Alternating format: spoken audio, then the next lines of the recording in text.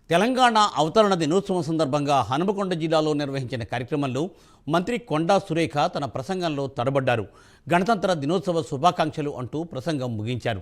ప్రసంగంలోనూ మంత్రి సురేఖ తప్పులు చదివారు. ఇటీవల ప్రపంచ సుందరీమణుల కార్యక్రమంలో కూడా ఆమె తడబడుతూ మాట్లాడారు. ఇటీవల కొండా సురేఖ ప్రసంగాలు చర్చనీయాంశం అవుతున్నాయి. కొండా సురేఖ ప్రసంగాలు సోషల్ మీడియాలో వైరల్గా మారాయి. ప్రతి ఒక్కరికి కూడా ఈ గణతంత్ర ఈరోజు జరుపుకుంటున్నటువంటి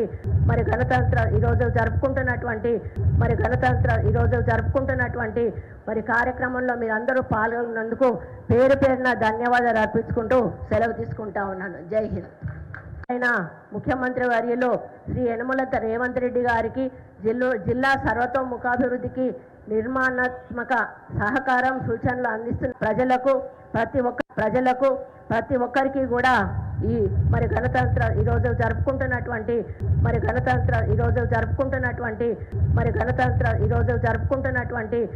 కార్యక్రమంలో మీరు అందరూ పాల్గొన్నందుకు పేరు పేరున ధన్యవాదాలు అర్పించుకుంటూ సెలవు తీసుకుంటా ఉన్నాను. జై హింద్. ప్రతి ఒక్కరికి కూడా ఈ గణతంత్ర ఈరోజు జరుపుకుంటున్నటువంటి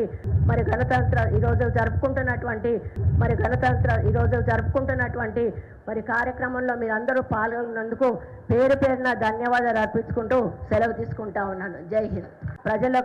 ప్రతి ఒక్కరికి కూడా ఈ గణతంత్ర ఈరోజు జరుపుకుంటున్నటువంటి